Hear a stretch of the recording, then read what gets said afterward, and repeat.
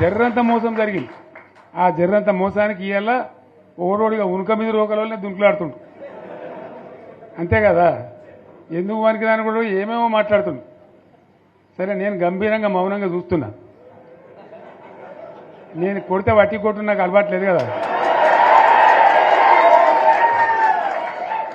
నేను వెళ్ళినా అంటే మళ్ళీ భూకంపం పుట్టాలి. ఇక చూద్దాం ఎక్కడి దాకా చేస్తారో, వీళ్ళ కథ ఏందో చూద్దాము. మనోళ్ళందరూ కూడా ప్రతిపాదిస్తుంది ఏంటంటే, ఒక సంవత్సరం జరిగిపోయింది, సంగమేశ్వర ఆన్నే పన్నది, బసవేశ్వర ఆన్నే పన్నది, పాలమూరు ఎత్తిపోతల పథకం ఆన్నే పన్నది, కాళేశ్వరం అట్లా ఎండబెడుతున్నారు. ఇవన్నీ అన్యాయాలున్నాయి. కాబట్టి ఫిబ్రవరి నెలాఖరులో ఒక పెద్ద బహిరంగ సభ పెట్టాలి, వీళ్ళ కథ చూడాలి అనేది జరుగుతూ ఉంది. కాబట్టి మీరు కూడా పెద్ద ఎత్తున దయచేసి ఆ సభకు కదిలి రావాలి. అంత దూరమే ఉండదు. తెలంగాణ శక్తి ఏందో మరొకసారి చూపించి వీళ్ళ మెడలు వంచి ఇప్పుడు సాధించాలి. భవిష్యత్తు కోసం కూడా కొట్టాడకు మనం సిద్ధంగా ఉండాలి. ₹1,00,00,000 భూమి ఇప్పుడు 50 లక్షల కాడికి వెళ్ళాడు.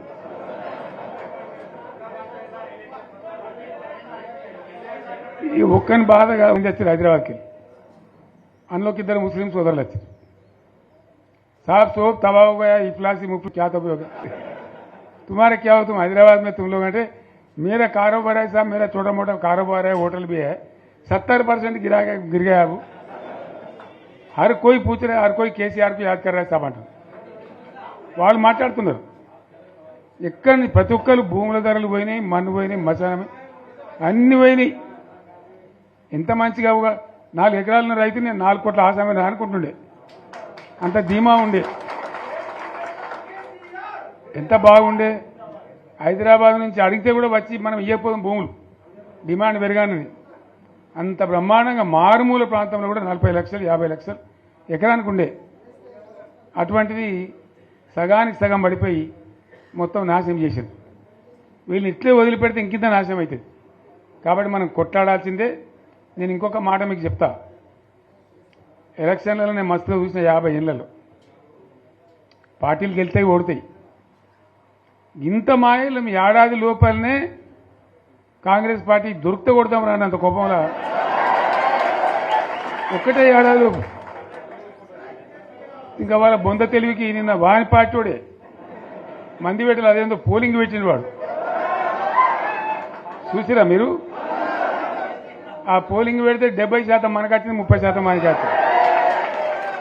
వాడు పెట్టింది, మనం పెట్టింది కాదు. 75 ఇది పరిస్థితి. అదే నేను ఏమంటున్నా అంటే, ఫామ్ హౌస్ అంటే ఇక్కడ ఏముంటుంది, వారి ఉంటుంది, మక్కు ఉంటుంది, అల్లం ఉంటుంది.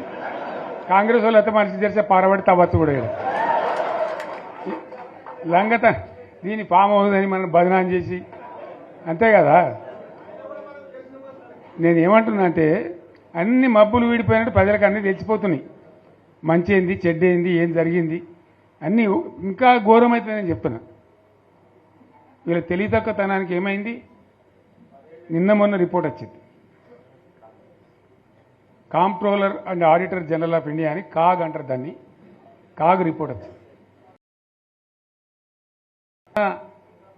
గవర్నమెంట్లో వచ్చిన ఆదాయం కంటే 13,000 కోట్ల రూపాయల ఆదాయం తగ్గిపోయింది. ఇంకా మార్చికి పోయే వరకల్లా ఇంకో 3-4 కోట్ల అవుతుంది. అంటే 15,000 కోట్ల ఆదాయం పోతుంది. 15,000 కోట్లు పెంచుకుంటూ పోయినా, నేను చెప్పి చేసుకుంటూ పోయినాను. ఏడాది 10 నుంచి 15,000 కోట్ల ఆదాయం పెరిగేది మన టైంలో. అంత జాగ్రత్తగా మనం వ్యవహారం చేసినాం. ఇవాళ ఉల్టా 15,000 కోట్లు పడిపోయింది. ఇంకా వాడేమి ఇస్తాడు, ఇంకేమైనా ఇస్తారా? ఇంకో 4-5 నెలలు అయితే జీతాలకే కష్టమైంది ఉంటున్నారు. అందరు పెండింగ్ పెట్టి రిటైర్ అయిన దొరుకుతలు పైసలు మీరు చూస్తాను కదా పేపర్లలో. సో ఆ విధంగా రాష్ట్ర ఆర్థిక పరిస్థితిని కూడా దివాలా తీయించారు.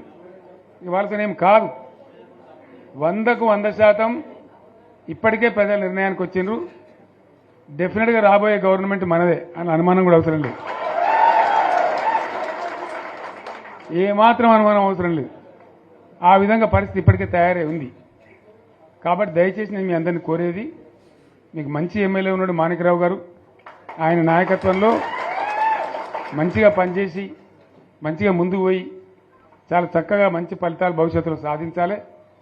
పరమేశ్వర్ పాటిల్ గారికి వారి వెంట వచ్చిన మిత్రులకు నేను ప్రత్యేకంగా ధన్యవాదాలు తెలుపుతా ఉన్నా. ఇటువంటి కార్యకర్తలు, ఇటువంటి నాయకులే పార్టీకి పట్టుకొమ్మలు, తెలంగాణ జాతి రత్నాలు. తెలంగాణకు ప్రమాదం వచ్చిందన్నప్పుడల్లా ఇటువంటి బిడ్డలే అక్కడో లేచి నిలబడి మళ్ళా మా తెలంగాణని ఆ సోయి చూపెడతా ఉన్నారు. మీరు నడిచిన 140 కిలోమీటర్ల పాదయాత్ర వృధా పోదు. ప్రజలందరూ మిమ్మల్ని చూసిండ్రు. దాంగా తోపంట కూడా మీతో ఎంతోమంది మాట్లాడిండ్రు, అడిగిండ్రు మిమ్మల్ని ఎందుకు పాదయాత్ర ఇస్తున్నది. మీరు కూడా అందరికి చెప్పిండ్రు, అంతే కదా. మీకు కూడా అర్థమైంది ప్రజలు ఎంత వ్యతిరేకం ఉన్నదనేది. సో ఆ రకంగా మీ పాదయాత్ర వృధా పోదు, మీ కష్టం వృధా పోదు. తప్పకుండా రాబోయే రోజుల్లో విజయం మనదే. అయితే మన విజయం మన కోసం కాదు, అది తెలంగాణ విజయం కావాలి, తెలంగాణ ప్రజల విజయం కావాలి, తెలంగాణ రైతుల విజయం కావాలి. తెలంగాణ ఆగమైపోవద్దు కదా, నబటోని ముందర జారిపడద్దు కదా. మనకు కూడా చీము నెత్తురు పౌరుషం ఉండాలి కదా. ఏం జరిగింది? ఎవడు దీన్ని నాశనం పట్టించినాడు? ఎవడు? కాదు మన తెలంగాణ వాళ్ళే. సింపుల్ ముచ్చట కదా. దోపిడీ చేద్దామని వచ్చేటోడు ఎప్పుడు దోపిడీదారుడే, కానీ వాడిని సర్దిగట్టినాడు ఎవడు? నేను ఉద్యమంలో చెప్పే కదా, కత్తి ఆంధ్ర ఉందే కానీ పొడిచేటోడు తెలంగాణ వాడే. వాస్తవం చెప్తున్నాను మీకు. ఆ రోజు కూడా అదే కథ. తెలంగాణలో గట్టిగా ఉంటే ఆనాడున్న కాంగ్రెస్ నాయకులు సమస్య లేదు మాది మేము ఉంటామంటే ఎందుకు కలుపుతుంది ఆంధ్రతోని? ఏమక్కడ ఏర్పడుతుండే? మనోళ్ళ యొక్క తెలివి తక్కువతనము, బలహీనతనే మనల్ని జబర్దస్తి వంచబోయి ఆంధ్రలో కలిపింది. ఆ గోస 60 ఏళ్ళు అనుభవించినాం మనం. ఏం గోస అది నాకు అర్థం కాదు. లేక కాదు కదా. కరెంటుకి ఏం గోస పడ్డాం? ఏం పరాస్కలాడు మనతోని? ఒకడు బట్టలు ఆరేయాలంటాడు, ఇంకోటి అంటాడు. జోకులు మన మీద. ఆ ట్రాన్స్ఫార్మర్లు కాలిపోవడు, మనం లంచాలు ఇచ్చుడు. ఒకసారి యాడ్ చేసుకుంటే ఇప్పుడు మళ్ళీ కళ్ళకి నీళ్ళు వస్తాయి. ఎందుకు పడ్డాం అంత బాధ, అంత అవస్థ? ఆనాడు నేను వచ్చి తిరిగిన బాగా, కానీ నేను ఒక మంత్రిని మాత్రం నేను చేయగలిగే తక్కువ. ఉన్నంతలో తిరిగిన మా బడంగపేట చెరువు కానీ, ఏడాకులపల్లి చెరువు కానీ, గొడిగాడిపల్లి చెరువు కానీ కొన్ని పనులేదో చేయగలిగినాం అప్పుడు చేసినంతలో. కానీ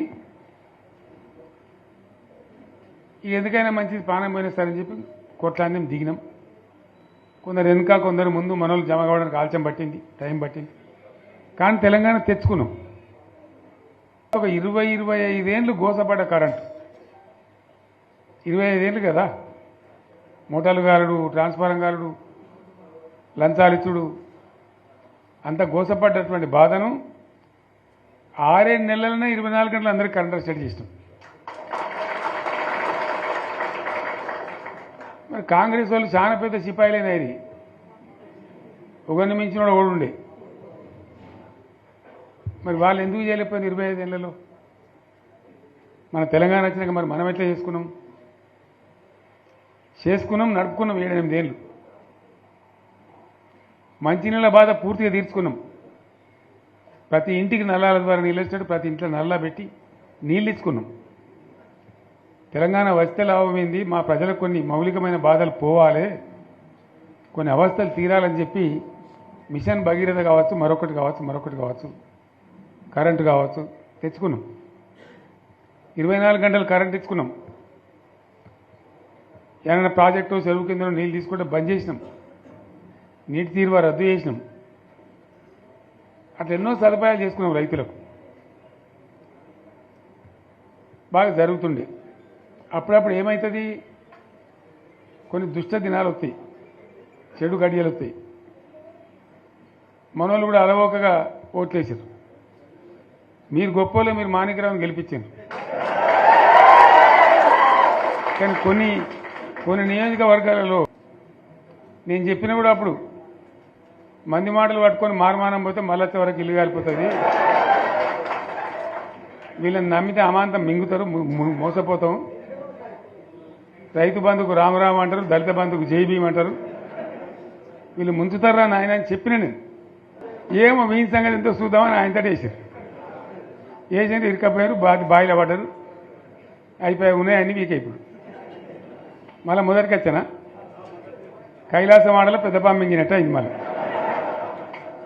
అంతే కదా గ్యారంటీగా మంచిగా సంసారం జరుగుతుంది ఇద్దరు తువ్వకచ్చినాం రైతులు ఇంత ముఖం తెలివి అవుతుండ్రి ఇంత బాకీలు కట్టుకుంటుండ్రి ఎంతోమంది పాపం సిటీలు వేసుకుందరు ఏదో వేసుకుందరు రైతు బంధు పైసలు పడితే ఎంత సంతోషం ఉంటుండే ఆయన పోయిన ఇప్పుడు గంగలు గడిచిపోయి ఇప్పుడు వాడు ఇత్తడో ఈడో భగవంతుని కనుక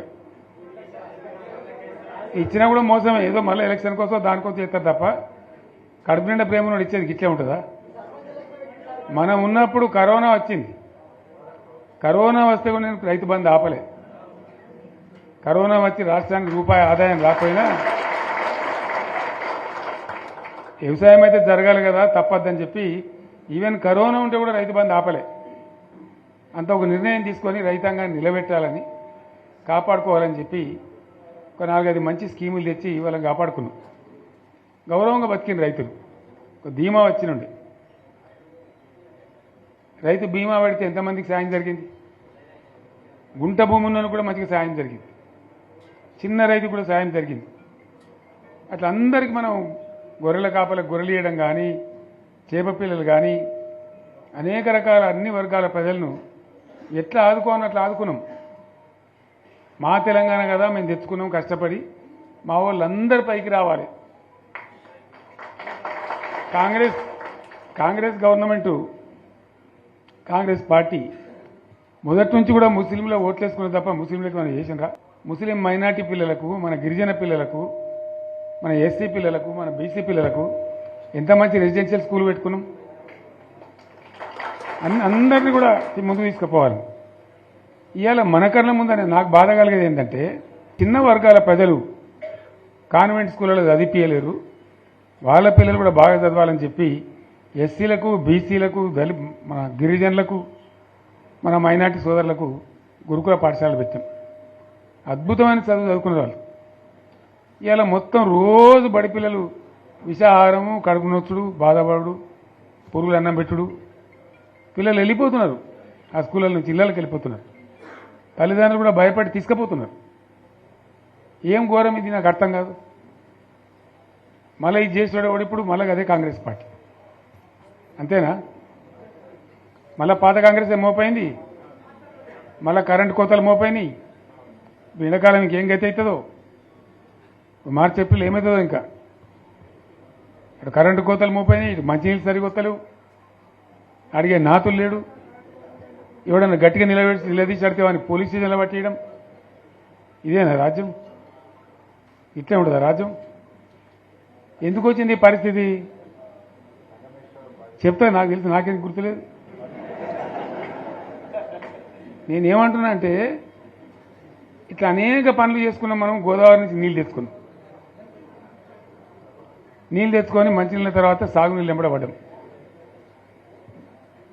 మెదక్లో యువతల ప్రాంతం అంతా కొంత అందినాయి నీళ్లు పాత మెదక్ జిల్లాలో మీదికి మిగిలిపోయినాయి మన 2 తాలూకాలు ఉండే నారాయణఖేడ్ జైరాబాద్ వాళ్ళకి నీళ్ళు రావాలి ఎట్లా రావాలి గోదావరి నీళ్లు సింగూరు ఓ టైంలో నిండుతుంది ఓ టైంలో నిండది మరి నిండినప్పుడు ఎట్లా గోదావరి నీళ్ళే దిక్కు ఇక్కడ ఏదైతే మలన్న సాగర్ కట్టామో 50 టీఎంసీలతోని దీనికే లింకు చేసి సింగూరు నింపేటట్టు సింగూరు నుంచి లిఫ్ట్ చేసి సంగమేశ్వర బసమేశ్వర అని 2 లిఫ్ట్లు పెట్టుకున్నాం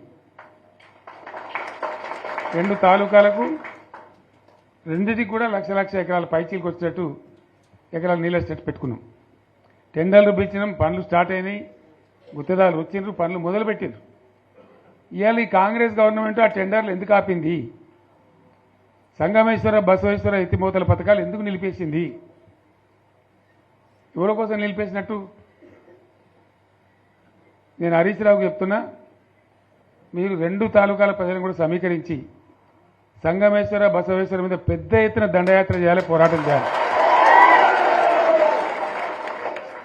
తప్పదు కదా కొట్లాడితేనే తెలంగాణ వచ్చింది ఇది కూడా రావాలని కొట్లాడంటే ప్రజలు విజృంభించాలి అయితేనే నీళ్ళు వస్తాయి సంగమేశ్వర లిఫ్ట్ రావాల్సిందే బసవేశ్వర లిఫ్ట్ రావాల్సిందే ఖచ్చితంగా 2 తాలూకాలకు కూడా 1,50,000 ఎకరాలకు నీళ్లు వస్తే పంటలు పండితే మనం బతుకుతాం.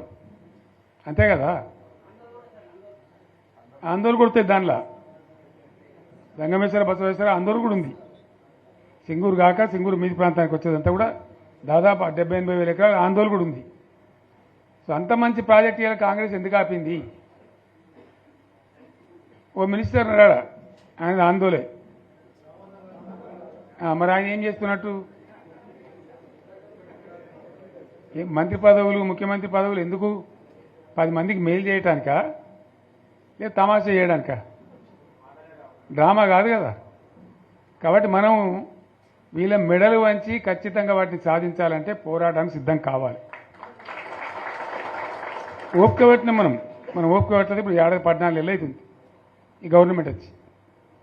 మనం ముందే అంటే మనం కన్నేరు అందరూ ఇంకోటి అందరూ ఓపిక పట్టినాం. ఇప్పుడు వాళ్ళు ఇక కుయ్యలేదు, కుట్టుకోలేదు, ఏం లేదు, మాటనే లేదు.